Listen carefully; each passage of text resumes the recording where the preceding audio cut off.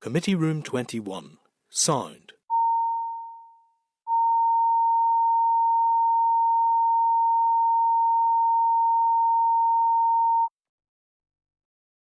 Committee Room 21. Sound.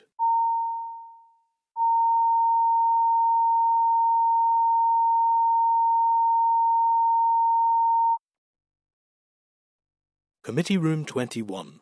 Sound.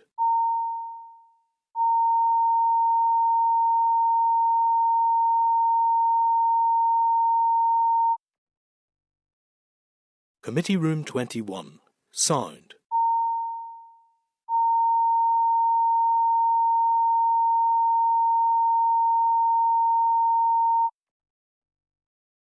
Committee Room 21. Sound.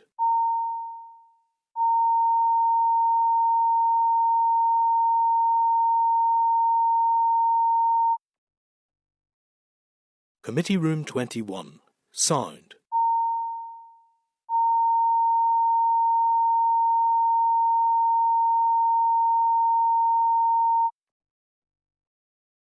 Committee Room 21. Sound.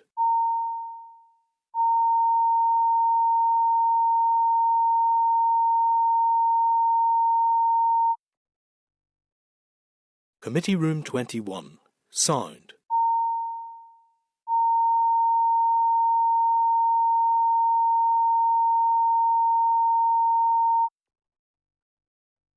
Committee Room 21.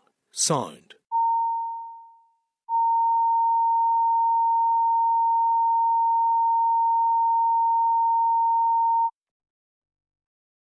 Committee Room 21. Sound.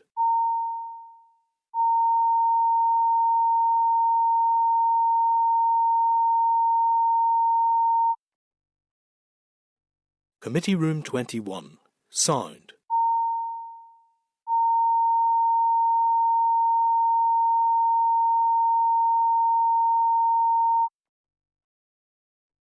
Committee Room 21.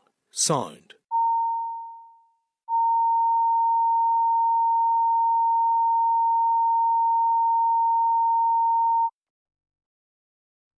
Committee Room 21. Sound. Committee Room 29. Sound.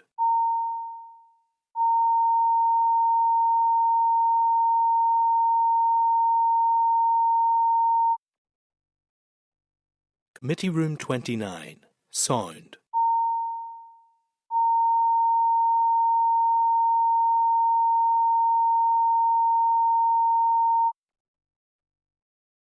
Committee Room 29. Sound.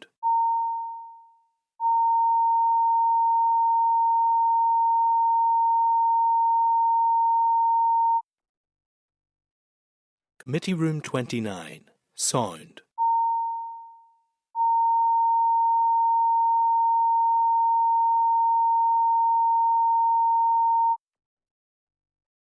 Committee Room 29. Sound.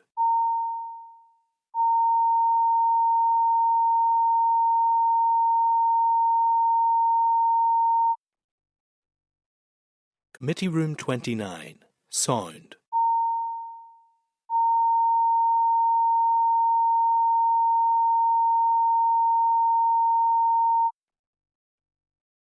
Committee Room 29. Sound.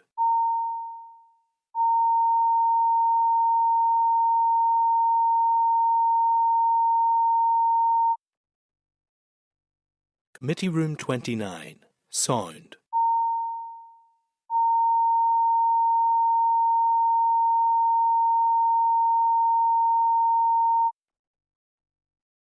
Committee Room 29. Sound.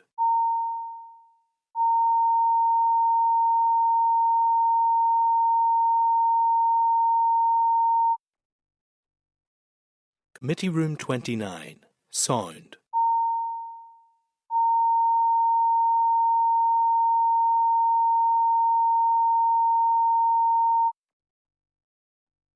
Committee Room 29. Sound.